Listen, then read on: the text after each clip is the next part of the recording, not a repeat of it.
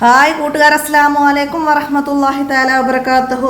4ാം class English medium school മദ്രസയിലെ അഹ്കാമു തജ്വീദിലെ അദ്ദറസു സാലിസ് അഷ്റ 13ാമത്തെ പാഠം മദ്ദുല്ലീൻ. മദ്ദുല്ലീനെ കുറിച്ചിട്ടാണ് നമ്മൾ ഈ പാഠത്തിൽ നമ്മൾ മദ്ദുലാരിൽ മദ്ദുലാസിം ഒക്കെ നമ്മൾ പഠിച്ചു. ഇവിടെ മദ്ദുല്ലീനും നമ്മൾ കഴിഞ്ഞ പാഠത്തിൽ മദ്ദുലാരിൽ വഖഫിൻ്റെ കാരണം പുതുതായി സുക്കൂന് വരുന്നു, അപ്പോൾ കൂടുതൽ നീട്ടുന്നു, അപ്പോൾ ഉണ്ടാകുന്ന മദ്ദാണെന്ത്? മദ്ദുലാരിൽ നമ്മൾ പഠിച്ചു.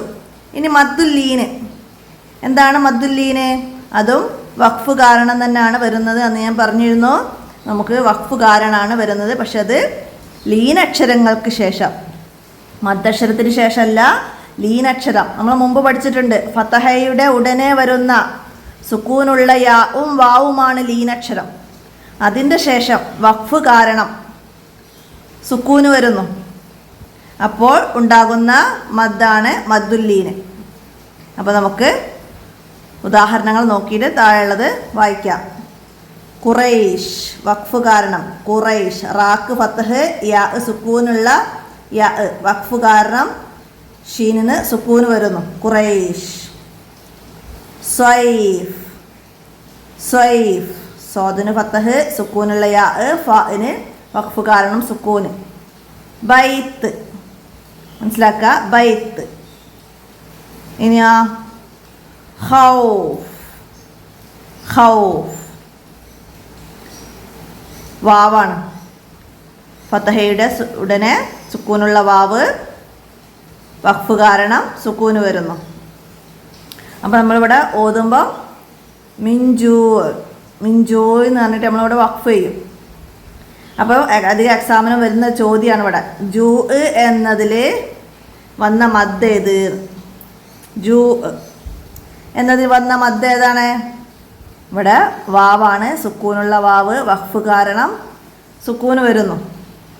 അപ്പോൾ അതിന് മുമ്പ് വന്നത് ലൊമ്മയാണ്, അത് നമ്മൾ മനസ്സിലാക്കണം. ലൊമ്മയാണ്. ഫതഹ വന്ന് കാണെങ്കിലാണ് ഇവിടെ മദ്ദുല്ലീനാവുള്ളൂ. ഇവിടെ സുക്കൂന് വന്നത്, ലൊമ്മ വന്നത് കാരണം ഇതെന്താണ്? വഖഫ് കാരണം ലീനക്ഷരവും മദ്ദക്ഷരവുമാണ് വാവ്. അപ്പോൾ ഇവിടെ ഫതഹയുടെ ഉടനെ സുക്കൂനുള്ള വാവ് വന്ന് കാണെങ്കിലാണ് ഇവിടെ നമ്മൾ ലീനക്ഷരമായിട്ട് ഇതിനെ കണക്കാക്കാവൂ. അപ്പോൾ ഇവിടെ മദ്ദക്ഷരത്തിന് ശേഷം വഖഫ് കാരണം സുക്കൂന് വന്ന്, അപ്പോൾ ഇവിടെ മദ്ദുലാരിലാണ്, മനസ്സിലാക്കുക. സുക്കൂനുള്ള അക്ഷരം തന്നെയാണ് ഈ ഒന്നുമില്ലാത്ത അക്ഷരവും ഇവിടെ വരുന്ന യാവും ഇവിടെ വരുന്ന വാവും ഒക്കെ. അത് സുക്കൂനുള്ളൊരക്ഷരം തന്നെയാണ്. സുക്കൂൻ ഇടണമെന്നില്ല. ഒന്നുമില്ലാത്തൊരക്ഷരമാണെങ്കിൽ അത് സുക്കൂനുള്ളൊരക്ഷരമായിട്ടാണ് നമ്മൾ പരിഗണിക്കേണ്ടത്. അപ്പം മനസ്സിലാക്കുക. നമുക്ക് താഴെയുള്ളത് വായിക്കാം. എന്താണ്? സൂറത്തുൽ ഖുറൈശിലെ എല്ലാ ആയത്തുകളുടെയും അവസാനം നോക്കൂ. ലീനക്ഷരങ്ങൾ കാണുന്നുണ്ടല്ലോ. ലീനക്ഷരത്തിനു ശേഷമുള്ള അക്ഷരത്തിന് സുക്കൂന് നൽകിയാണ് നാം വഖഫ് ചെയ്തത്. ഇങ്ങനെ ലീനക്ഷരത്തിന് ശേഷം വഖഫിൻ്റെ കാരണത്താൽ സുക്കൂന് വന്നാൽ ഉണ്ടാകുന്ന മദ്ദിനാണ് മദ്ദുല്ലീൻ എന്ന് പറയുന്നത്. മനസ്സിലാക്കുക. ലീനക്ഷരത്തിന് ശേഷം അടയാളപ്പെടുത്തുക. ലീനക്ഷരത്തിന് ശേഷം വഖഫിൻ്റെ കാരണത്താൽ സുക്കൂന് വന്നാൽ ഉണ്ടാകുന്ന മദ്ദിനാണ് മദ്ദുല്ലീൻ എന്ന് പറയുന്നത്. പഠിക്കുക. ഇതിനെ 3 അലിഫിൻ്റെ കതിർ നീട്ടാമെങ്കിലും ഒരലിഫിൻ്റെ കതിറായി ചുരുക്കലാണ് നല്ലത്. 3 അലിഫിൻ്റെ കതിർ നീട്ടാമെങ്കിലും ഒരലിഫിൻ്റെ കതിറായി ചുരുക്കലാണ് നല്ലത്. ഏത് മദ്? മദ്ദുല്ലീന്. മനസ്സിലാക്കുക. വിട്ടഭാഗം പൂരിപ്പിക്കാൻ വരും. 3 അലിഫിൻ്റെ കതിർ നീട്ടാമെങ്കിലും ഡാഷ് കതിറായി ചുരുക്കലാണ് നല്ലത്. ഒരലിഫിൻ്റെ കതിറായി ചുരുക്കലാണ് മദ്ദുല്ലീന് നല്ലത്. മനസ്സിലാക്കി പഠിക്കാം. മദ്ദുൽ ഫർഇ ഒറ്റ നോട്ടത്തിൽ. മദ്ദുൽ ഫർഇൽ 5 ഇനങ്ങളാണ് പറഞ്ഞിട്ടുണ്ടായിരുന്നു, നമ്മൾ പഠിച്ച്. മുത്തസില്, മുൻഫസില്, ലാസിം, ആരിള്, ലീന്. അപ്പോൾ അതൊക്കെ ഒന്നും കൂടെ ഒറ്റ നോട്ടത്തിൽ ഇവിടെ നമുക്ക് മനസ്സിലാക്കാം. മുത്തസില് മദ്ദക്ഷരത്തിൻ്റെ ഉടൻ അതേ കലിമത്തിൽ ഹംസ വന്നാൽ ഉണ്ടാകുന്നതാണ്. ജാ അ എന്നൊക്കെ പറയുന്നത് പോലെ മാ അ എന്നൊക്കെ മദ്ദക്ഷരവും ഹംസയും ഒരേ കലിമത്തിൽ, അതാണ് മുത്തസില്. അടുത്ത മുൻഫസില് മദ്ദക്ഷരത്തിൻ്റെ ഉടനെ അടുത്ത കലിമത്തിൽ ആദ്യക്ഷരമായ ഹംസ വന്നാൽ ഉണ്ടാകുന്നു. ഇന്നാ അൻസൽന, അതുപോലെ മനസ്സിലാക്കുക. അടുത്ത ലാസിം മദ്ദക്ഷരത്തിൻ്റെയോ ലീനക്ഷരത്തിൻ്റെയോ ശേഷം അതേ കലിമത്തിൽ സ്ഥിരമായ സുക്കൂൻ വന്നാൽ ഉണ്ടാകുന്നത്. മനസ്സിലാക്കുക. കാഫ് ഹായ ഐൻ സോദ്, ഐൻ സീൻ കാഫ് ഒക്കെ പോലെ ലാസിം ഹർഫി കലമി ഒക്കെ മനസ്സിലാക്കി ലാസിമ മനസ്സിലാക്കുക. അടുത്തത് ആര്യൽ എന്താണ്? മദ്ദക്ഷരത്തിന് ശേഷം വഖഫ് കാരണം സുക്കൂന് വന്നാൽ ഉണ്ടാകുന്ന മദ്ദാണ് ആര്യൽ. വഖഫ് കാരണം മനസ്സിലാക്കുക.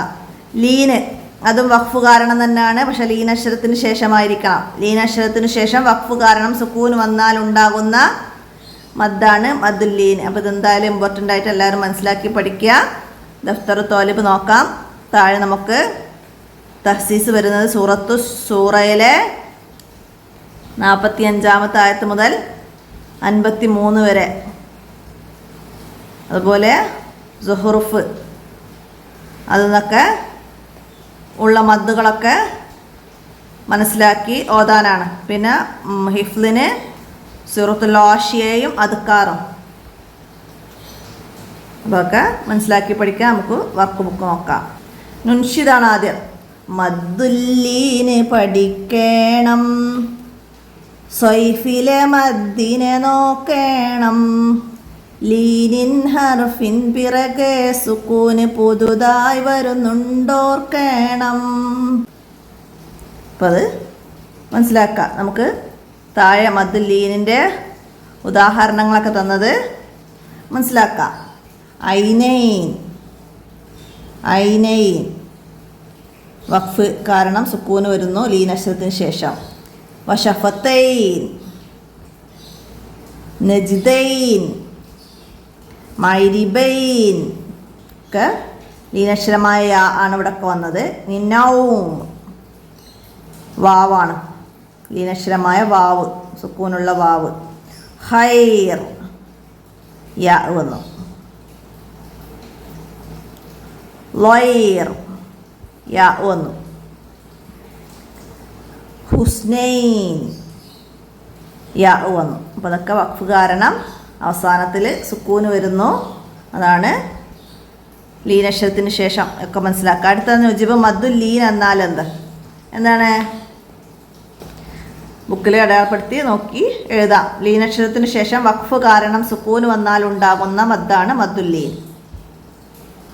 അപ്പോൾ എത്രയാണ് ഈ പാഠത്തിൽ വരുന്ന വർക്കുകൾ?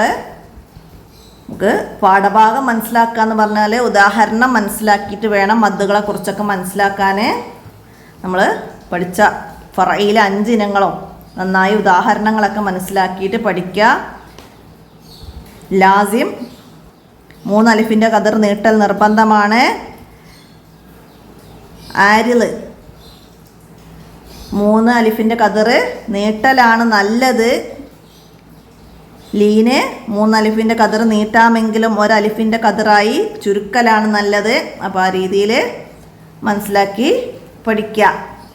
വീഡിയോ കൂട്ടുകാർക്കൊക്കെ ഷെയർ ചെയ്ത് കൊടുക്കുക. ഇന്നത്തെ വീഡിയോയുടെ അവസാനിപ്പിക്കുകയാണ്. അസ്സലാമു അലൈക്കും വറഹ്മത്തുള്ളാഹി വബറകാതുഹു.